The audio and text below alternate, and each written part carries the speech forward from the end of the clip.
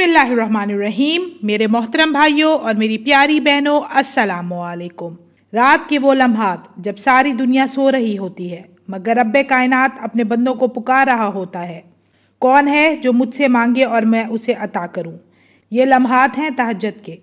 ये वो वक्त है जब दुआएं रद्द नहीं होती, किस्मतें बदल जाती हैं और दिलों को सुकून मिलता है।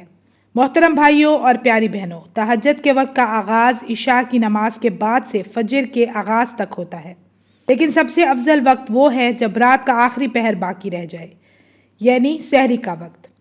इसी वक्त अल्लाह ताला अपने ख़ास बंदों को नवाजता है। हदीस मुबारका में है, हमारा रब हर रात आसमान दुनिया पर नाजिल होता है और कहता है, कौन है जो मुझसे मांगे ताकि मैं उसे दूँ, कौन है जो मुझसे मग़फ़िरत तलब करे ताकि मैं उसे बख्श दूँ। तहज्जुद के वक्त का कोई मखसूस अदद नहीं, लेकिन रसूल अकरम सल्लल्लाहु अलैहि वसल्लम अमूमन 8 रिकत पढ़ा करते थे।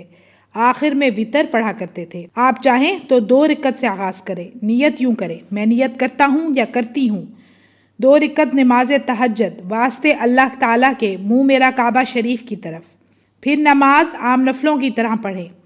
हर रिकत के बाद सूरतुल फातिहा के बाद कोई भी सूरत पढ़ लें। तवील सूरत की किरात करना चाहते हो तो वो करें, वरना छोटी सूरतें भी पढ़ सकते हैं। तहज्जुद के बाद दुआ का वक्त कबूलियत का होता है। उस वक्त जो मांगा जाए वो ज़रूर मिलता है। नबी करीम सल्लल्लाहु अलैहि वसल्लम ने फरमाया, रात के आखिरी हिस्से में दुआएं ज़रूर कबूल होती हैं। ये वो कीमती लम्हात हैं जब आंसू सद्दे में गिर कर किस्मत बदल देते हैं। तहज्जुद की नमाज के बारे में कुछ बातें याद रखने की हैं कि ये एक नफली इबादत है जो वज़ू के साथ पढ़ी जाएगी। नियत खालिसतन अल्लाह की रज़ा हो, दिखावा ना हो।